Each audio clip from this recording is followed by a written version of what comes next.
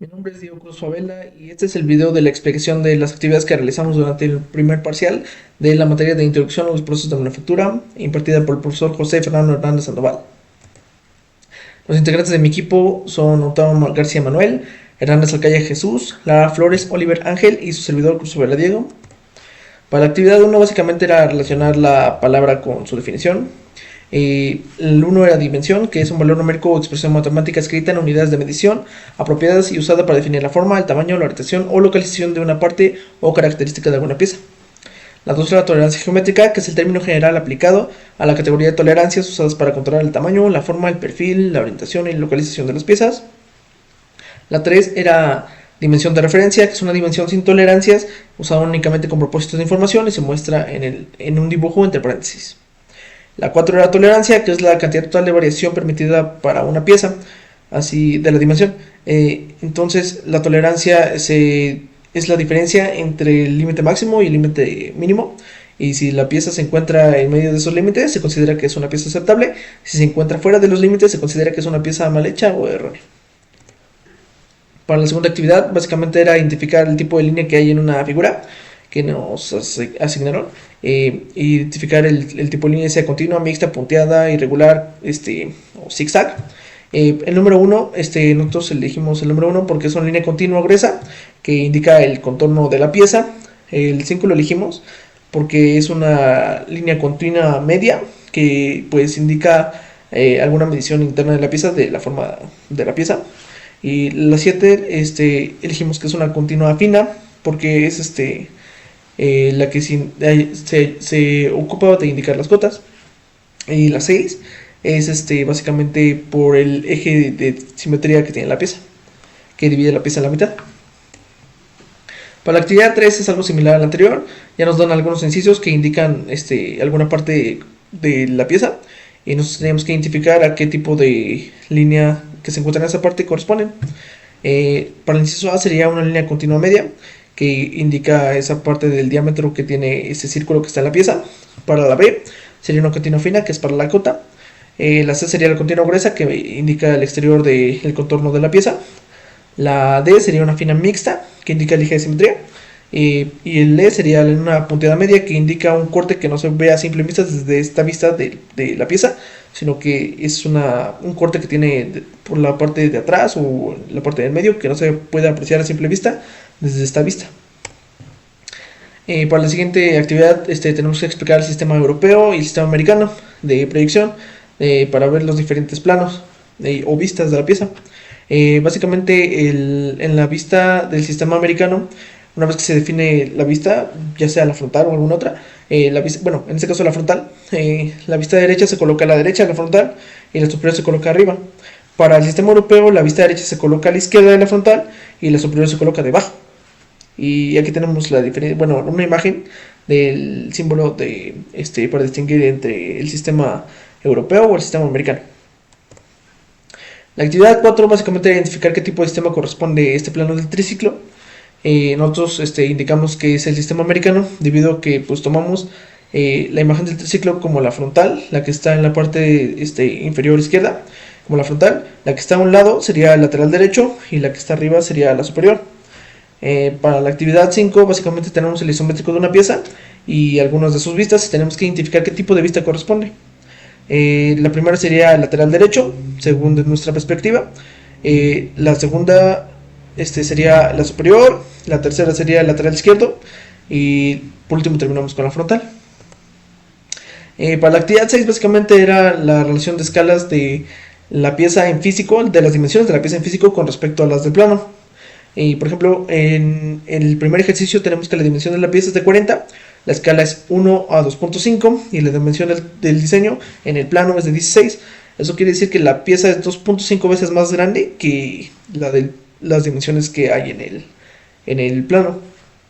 Y tenemos ejemplos en los que las escalas son 1 a 1, a que corresponde, por ejemplo, que las dimensiones de la pieza en la vida real son las mismas que en el plano, o sea, básicamente bien lo mismo.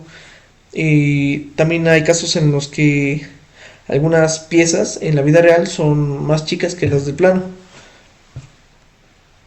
Eso solamente para poder representar el dibujo de una mejor manera en el plano. Claro, obviamente. La actividad 7 básicamente son los dibujos de los cortes que hay en las piezas. Y por ejemplo, este dibujo de estas líneas que son seguidas se indican el corte de algún metal o una lesión metálica. Y básicamente en eso tenemos que dibujar las líneas para el tipo de corte. La primera imagen que nosotros rellenamos con líneas completamente es para la vista del corte completo. Este corte atraviesa toda la pieza y se puede ver la parte posterior al plano del corte.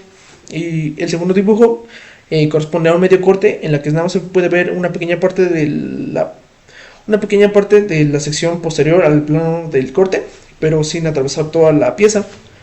Y pues básicamente esos serán los tipos de cortes, el corte completo y el corte medio. Y estas serían mis actividades que yo voy a explicar. Las demás corresponden a mis compañeros. Eso sería todo por mi parte. Gracias.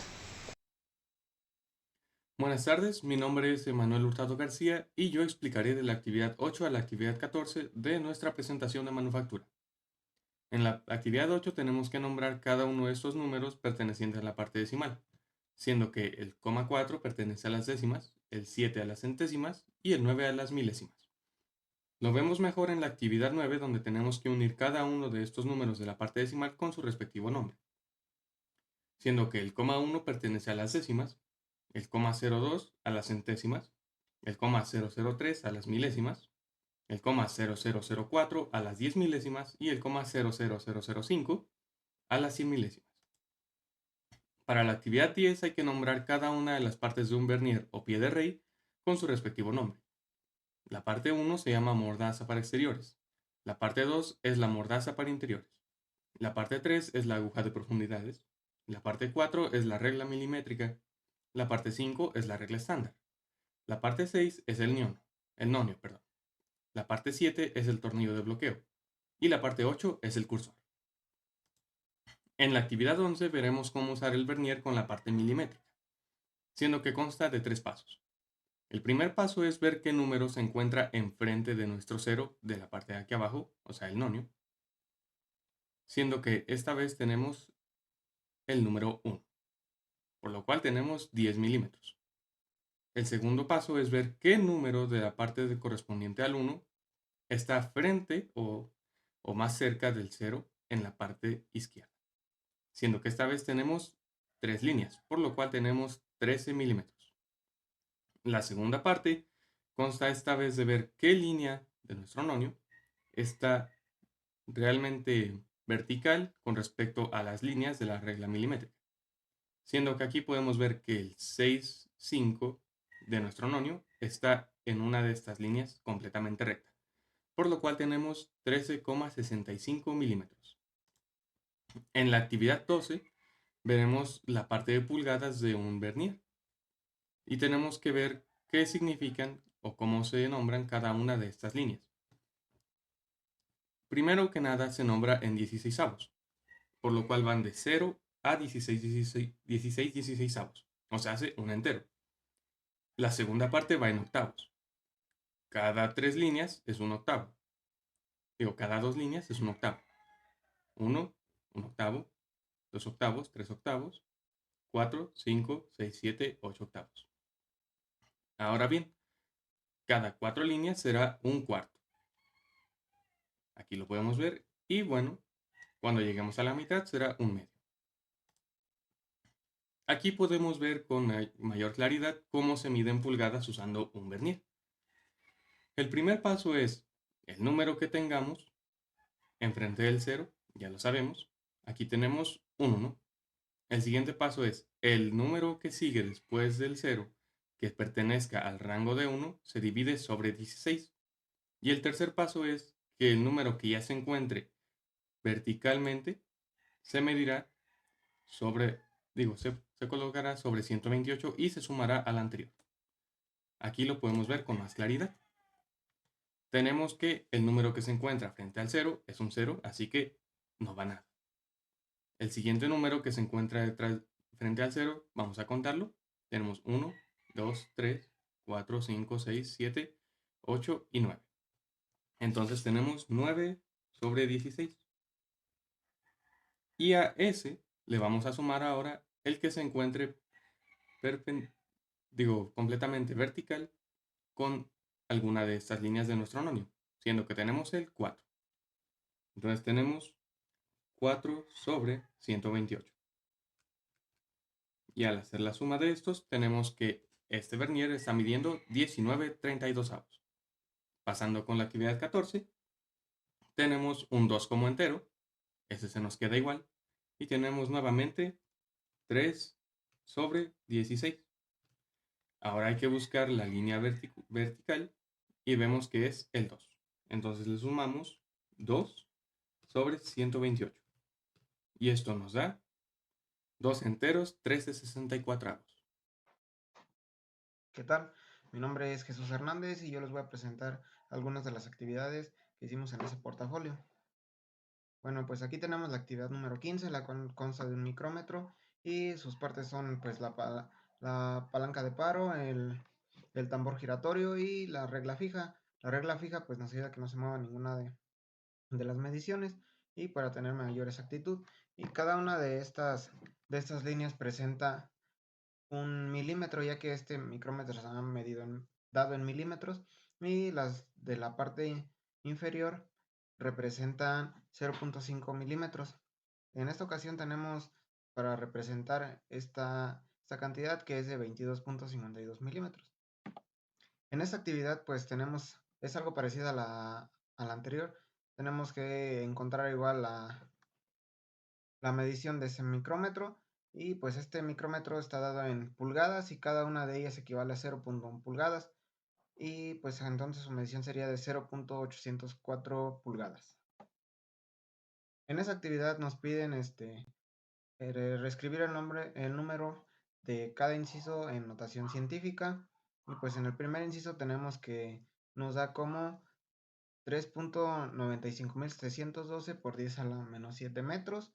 En el inciso B tenemos 9,86781 por 10 a la menos 20 pies. Y en el inciso C, como está en centímetros, lo vamos a pasar a metros y nos da como 9,3857 micrómetros, que es el equivalente de la notación científica. En el inciso D, pues es un poco fácil, ya que solamente son 3 dígitos y tenemos que nos da como 1 por 10 a la 2 pulgadas.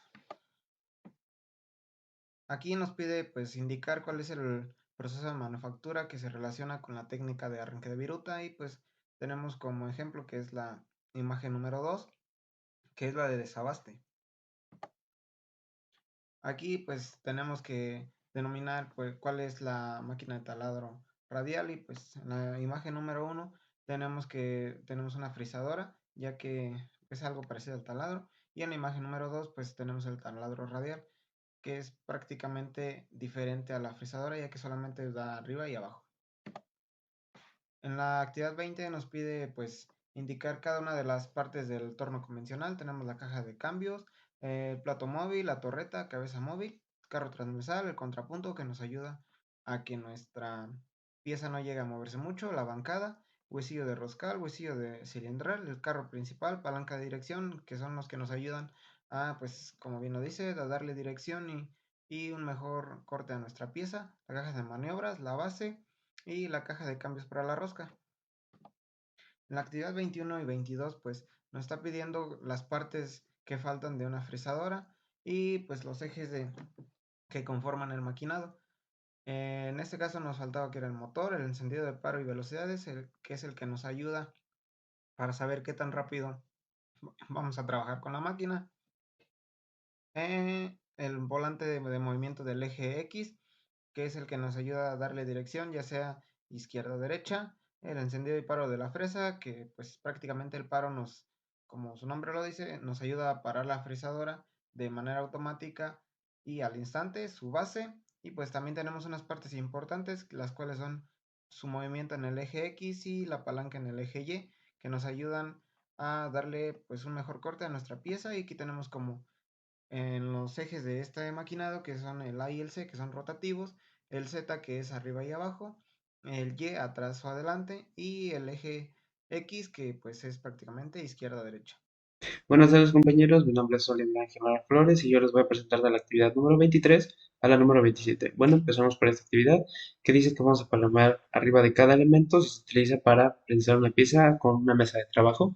Bueno, en el primer elemento nosotros lo palomeamos debido a que es una abrazadera de sujeción. Es un sistema de fijación que se utiliza en las fresadoras u otras máquinas para fijarlo en la mesa. El elemento a su derecha, que tiene una palomita, este es un gancho de elevación. Como su nombre lo dice, este dispositivo es para levantar o mover objetos pesados, por lo cual no es un elemento de sujeción. El tercer elemento, que sí está palomeado, es un tornillo de banco. Este es una herramienta mecánica que se sujeta con las piezas mediante mordazas. Entonces, que sujetamos la pieza mediante mordazas. El cuarto elemento que también palomeamos es una mesa magnética que se utiliza con magnetismo para sujetar piezas metálicas. Actividad número 24, bueno, vamos a identificar el tipo de herramienta que se requiere para cada proceso de manufactura. Aquí tenemos los insertos, buriles, cortadores, conos, machuelos, brocas, coronas y portainsertos. Y aquí tenemos los 4 procesos de A hasta la D. En la siguiente diapositiva les puse una tabla donde está cada proceso y con cada elemento que se ocupará. Como pueden ver, el primer elemento, que es un taladrado, vamos a ocupar conos y brocas para este proceso. Para el siguiente proceso, un fresado vertical, planeado parcial, es este proceso, vamos a ocupar conos y coronas. Para el tercero, que es un fresado vertical, más que nada un perfilado, vamos a ocupar conos y cortadores. Y para el último proceso, que es un enroscado, que es el de la letra D, nosotros vamos a ocupar lo que ya son buriles, insertos, machuelos, portainsertos, que es este de aquí, este de acá, y los machuelos. Actividad número 25. Bueno, para esta actividad vamos a relacionar las fresas con sus tipos de cortes. La primera fresa es una fresa prismática que se utiliza para mecanizar guías en ángulos de 45, 60, 90 grados, que normalmente dejan un corte en V. Entonces, este corte se puede apreciar que sale de la prismática. La segunda fresa es una fresa angular, que normalmente esta es para crear características como de inclinación, hacer guías en ángulo, crear muescas o dentados. Pero en este corte se puede ver que es un corte con un poco de inclinación, que sería este de acá. La tercera fresa, que es una de corona, más que nada se utiliza para eliminar superficie de una pieza, o sea, dejando una superficie más plana o uniforme, que sería la de acá.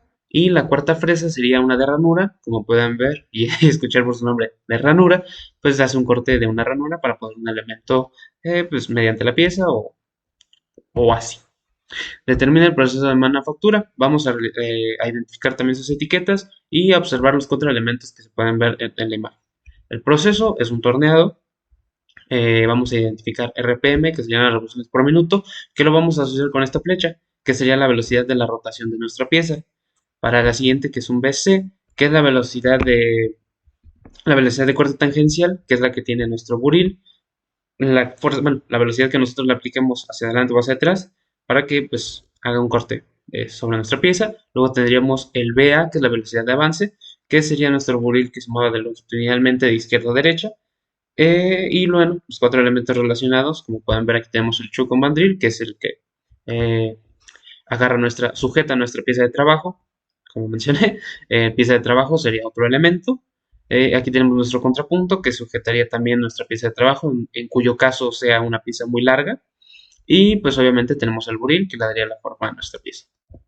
Actividad número 27. Bueno, aquí vamos a determinar la cantidad de buriles que se ocupa para maquinar la pieza. Bueno, nosotros elegimos un cilindrado, ya que le debemos de dar una forma cilíndrica a nuestra pieza, como se puede ver aquí en el dibujo, pues, es un cilindro. Luego nosotros ocupamos un torneado cónico, que es para generar superficies con un diámetro que varía progresivamente, como por ejemplo podría ser en esta parte de aquí.